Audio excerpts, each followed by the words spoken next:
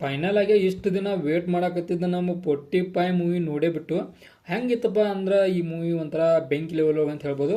ಒಂದು ಮಟ್ಟಿಗೆ ಸಣ್ಣ ಮಟ್ಟಿಗೆ ನಾ ಡಿಸಪಾಯಿಂಟ್ಮೆಂಟ್ ಹೇಳ್ಬಿಡ್ತಾನೆ ಫಸ್ಟ್, ಆವಾಗ ಮುಂದೂರಿನು VFX ಲೋ ಲೆವೆಲ್ ಆಗಿತ್ತು ಅಂತೇಳಿ ನನಗನಿಸ್ತು ಪರ್ಸನಲ್ ಆಗಿ. ಯಾವ ಕಾರಣಕ್ಕಂದ್ರೆ ಈ ಮೂವಿ ಡಿಪೆಂಡ್ ಇರೋದನ್ನ VFX ಮ್ಯಾಗ, ಅಂದ್ರೆ ಒಂದು 30-40% ಮೂವಿ ಡಿಪೆಂಡ್ ಇರೋದು VFX ಮ್ಯಾಗ. ಹಾಗಿಂದಂಥ ಸಂದರ್ಭದಾಗ VFX ಅನ್ನ ಸ್ಟ್ರಾಂಗ್ ಮಾಡಿದ್ರೆ ಇನ್ನೂ ಕೂಡ ಮೂವಿ ಬೆಟರ್ ಆಗೋ ಚಾನ್ಸ್ ಬಾಳಿತ್ತು. ಇದನ್ನ ಅರ್ಜುನ್ ಜನ್ಯ ಅವರು ಅರಿತುಕೊಂಡಿದ್ರೆ ಮೂವಿ ಚಲೋ ಆಗಿತ್ತು ಪಕ್ಕ.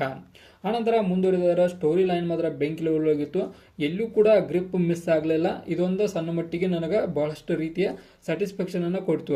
ಅಂದ್ರೆ ಎಲ್ಲೂ ಕೂಡ ಗ್ರಿಪ್ ಮಿಸ್ ಆಗೋದಿಲ್ಲ. ನೀವು ಫಸ್ಟ್ನಾಗ ನೋಡಕ್ ಹೋದ್ರೆ ಅಂದ್ರೆ ಮೂವಿ ಕಂಪ್ಲೀಟ್ ಮೂವಿ ಮುಗಿಯೋ ಮಟನೂ ಕೂಡ ನೋಡ್ಕೊಂತಾನೆ ಇರ್ತಾರೆ. ಅಂದ್ರೆ ಎಲ್ಲೂ ಕೂಡ ಅನಾವಶ್ಯಕ ವಿಷಯಗಳು ಇಲ್ಲ. ಆನಂತರ ಸ್ಟೋರಿ ಲೈನನ್ನು ಎಲ್ಲೂ ಬಿಟ್ಕೊಟ್ಟಿಲ್ಲ. ಈ ರೀತಿಯಾದ ಮೂವಿ 45 ಮೂವಿ ಅಂತ ಹೇಳ್ಬೋದು. ಆನಂತರ ಈ ಒಂದು ಮೂವಿ ಒಳಗೆ ಏನು ಅಭಿನಯ ಮಾಡಿದಾರಲ್ಲ ನಮ್ಮ ಎಲ್ಲರೂ, ಅಂದ್ರೆ ನಮ್ಮ ರಾಜ್ಬೀರ್ ಶೆಟ್ಟಿ ಆಗಲಿ, ಶಿವಣ್ಣನವರಾಗಲಿ, ಆನಂತರ ಉಪ್ಪಿ ಅವರಾಗಲಿ ಅಲ್ಟಿಮೇಟ್ ಲೆವೆಲ್ ಆಕ್ಟಿಂಗ್ ಮಾಡಿದಾರೆ ಅಂತೇಳಿ ನನಗನಿಸ್ತು.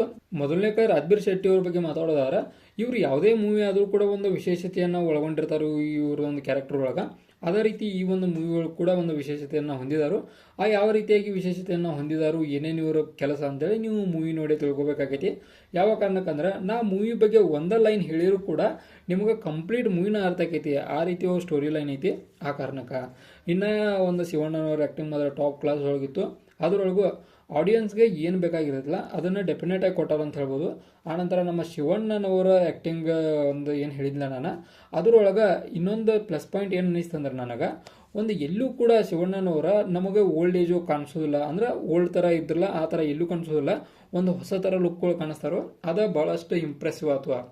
ಆನಂತರ ಉಪ್ಪಿ ಸರ್ ಆ್ಯಕ್ಟಿಂಗ್ ಮಾತ್ರ ಹೇಳೋದಲ್ಲ, ಈ ಒಂದು ಮೂವಿಯನ್ನು ಬಿಗಿದಿಡುವಂಥ ಶಕ್ತಿಯನ್ನು ಹೊಂದಿದ್ದಂದ್ರೆ ಉಪ್ಪಿ ಅವ್ರ ಆ್ಯಕ್ಟಿಂಗ್ ಅಂತ ಹೇಳ್ಬೋದು. ಅಂದ್ರೆ ಆಡಿಯನ್ಸನ್ನು ಎಲ್ಲೂ ಕೂಡ ಮೂವ್ ಆಗಕ್ಕೆ ಬಿಡಲಿಲ್ಲ. ಆನಂತರ ಸಮಾಜಕ್ಕೆ ಬೇಕಾದಂಥ ಮೊರಲ್ಗಳನ್ನು ಕೂಡ ನಾವು ಮೂವಿ ನೋಡ್ತೇವೆ. ಆನಂತರ ಒಂದು ಉಪ್ಪಿ ಸರ್ ಆ್ಯಕ್ಟಿಂಗ್ ಮಾತ್ರ ಬೆಸ್ಟ್ ಆಫ್ ಬೆಸ್ಟ್ ಇತ್ತು ಅಂತೇಳಿ ನನಗೆ ಪರ್ಸನಲ್ ಆಗಿ ಅನಿಸ್ತು. ಆನಂತರ ಓವರಾಲ್ ಆಗಿ ಮೂವಿ ನೋಡ್ಕಸ ನನ್ನ ಕಡೆ ಈ ಮೂವಿಗೆ ಸಿಗುವಂಥ ಸ್ಟಾರ್ಗಳನ್ನು ನೋಡಿದಾರೆ 5 ಸ್ಟಾರ್ಗೆ 4 ಸ್ಟಾರ್ನ ಕೊಡ್ತನು. ಕಾರಣ ಇನ್ನೂ ಕೂಡ ಬೆಟರ್ ಮಾಡಿರೋ 5 ಸ್ಟಾರ್ ಕೊಡುವಂಥ ಮೂವಿ ಇತ್ತು. ಅಂದರೆ ಸ್ಟೋರಿ ಬೆಟರ್ ಒಳಗಿತ್ತು. ಆನಂತರ VFX ಅಷ್ಟೇ ಮೂವಿಯನ್ನು ಎಲ್ಲೋ ಸಣ್ಣ ಮಟ್ಟಿಗೆ ಇದು ಅನ್ನಿಸ್ತು. ಆನಂತರ ಬಹಳಷ್ಟು ಚೇರಿಂಗ್ ಮೂಮೆಂಟ್ಗಳು ನಿಮಗೆ ಸಿಗ್ತಾವೆ. ಅಂದರೆ ಯಾರು ಫ್ಯಾನ್ಸ್ಗಳಿದಾರಲ್ಲ ಅವರಿಗೆ, ನಮ್ಮ ಶಿವಣ್ಣನವರಾಗಲಿ, ಆನಂತರ ಉಪ್ಪಿಯವರಾಗಲಿ, ರಾಜ್ಬೀರ್ ಶೆಟ್ಟಿ ಅವರಾಗಲಿ, ಇವರು ಒಂದೊಂದು ಏನು ಫ್ಯಾನ್ ಬೇಸನ್ನು ಹೊಂದಿದಾರಲ್ಲ ಅವ್ರಿಗೆ ಬಹಳಷ್ಟು ಚೇರಿಂಗ್ ಮೂಮೆಂಟ್ ಈ ಒಂದು ಮೂವಿ ಸಿಗ್ತಾವೆ. ಅದು ಮಾತ್ರ 100% ಐತಿ. ಆನಂತರ ಮೂವಿ ಮಾತ್ರ ಗುಡ್ ಇತ್ತು. ಒನ್ ಟೈಮ್ ವಾಚಬಲ್ ಒಳಗೆ ಬೆಸ್ಟ್ ಮೂವಿ ಅಂತೇಳಿ ನನಗನಿಸ್ತು. ಇದಾಗಿತ್ತ ನಮ್ಮ 45 ಮೂವಿದ ಮೂವಿ ರಿವ್ಯೂ. ಇದೇ ಥರ ನಿಮ್ಗೆ ಇನ್ಫಾರ್ಮೇಟಿವ್ ವಿಡಿಯೋಗಳು ಬೇಕಾದ್ರೆ ಚಾನಲ್ ಸಬ್ಸ್ಕ್ರೈಬ್ ಮಾಡ್ಕೊರಿ. ಮತ್ತು ವಿಡಿಯೋ ಇನ್ಫಾರ್ಮೇಟಿವ್ ಅವ್ರಿಗೆ ಗೊತ್ತಲ್ಲ ನಿಮ್ಗೆ ಲೈಕ್ ಕೊಟ್ಟು ನಮ್ಗೆ ಸಪೋರ್ಟ್ ಮಾಡೋದನ್ನು ಮರಿಬೇಡ್ರಿ. ಮತ್ತು